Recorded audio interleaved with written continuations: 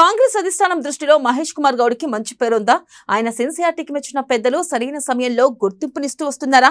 CM Revanth full support ఆయనకు ఉందా? ఇద్దరూ జోడెడ్ల బండి వలె కాంగ్రెస్ ని ముందుకు తీసుకెళ్తున్నారా? ఇప్పుడు ఇందూర్ అనఫీషియల్ మంత్రిగా మహేష్ గౌడ్ నిలవబోతున్నారా?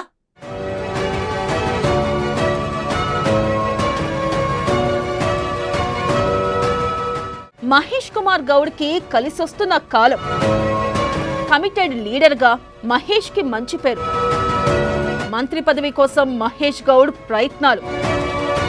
మంత్రివర్గం విస్తరణలో రెడ్లకు నో ఛాన్స్. సుదర్శన్ రెడ్డిని పక్కన పెట్టిన అధిష్టానం. మహేష్ చేతిలోనే ఉమ్మడి నిజామాబాద్.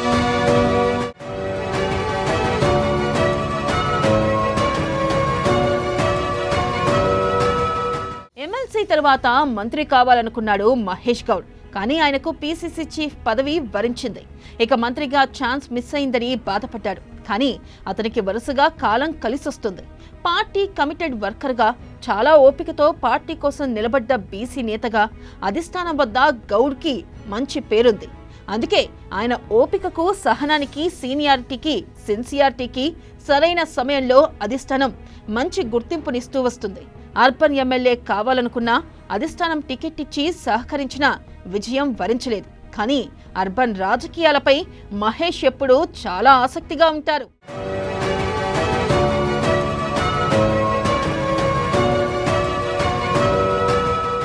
ఎమ్మెల్సీ దక్కించుకుని ఇందూరుపై పట్టు సాధిస్తున్న తరుణంలోనే మంత్రిగా కూడా ఛాన్స్ కోసం ప్రయత్నం చేశాడు. కానీ అనూహ్యంగా అతనికి పీసీసీ చీఫ్ పగ్గాలు కట్టబెట్టింది అధిష్టానం. సామాజిక సమీకరణలు కలిసి రావడం, సీఎం రేవంత్ సపోర్టుగా నిలబడ్డంతో అది సాధ్యమైంది. ఇక కులగణనను అత్యంత ప్రతిష్టాత్మకంగా కాంగ్రెస్ పార్టీ తీసుకుంది. తెలంగాణ సర్కార్ దీన్ని చేసి మరీ దేశానికి రోల్ మోడల్ గా నిలిచింది. ఈ క్రమంలో కులాల సమతుల్యత పాటించడం అనివార్యతగా మారింది.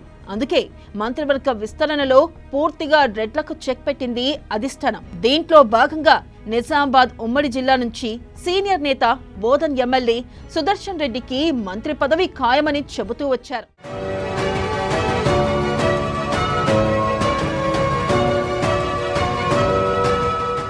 కానీ ఈ సమీకరణలో ఆయన పేరు గల్లంతైంది. అది మహేష్ కు కలిసొచ్చింది. ఇందూర్ నుంచి పీసీసీ చీఫ్ గా ఉన్న కారణంగా ఆయనే ఇప్పుడు అనధికార మంత్రి. అర్బన్ ఇన్ఛార్జ్ గా షబీర్ అలీ ఉన్నా ఆయన ఇక్కడ చుట్టపు చూపుగానే వస్తూ వెళ్తున్నాడు. ఆయన మనసంతా కామారెడ్డిపైనే ఉంది. తాజాగా మారిన సమీకరణలు మహేష్ కు మంచిగా కలిసొచ్చాయి. మొన్నటి వరకు అనఫీషియల్ మంత్రిగా కొనసాగిన సుదర్శన్ రెడ్డిని అధికార యంత్రాంగం పక్కన పెట్టనుంది. ఆయన ఇప్పుడు నిమిత్త మాత్రుడు. ఇకపై అన్నీ తానే ఉమ్మడి జిల్లాను నడిపించనున్నాడు మహేష్. ఒకవైపు కీలకమైన పీసీసీ చీఫ్ పదవి దక్కించుకున్న మహేష్ ఇప్పుడు సొంత గడ్డలో తనే ఓ మంత్రిగా కూడా చలామణి కానున్నాడు.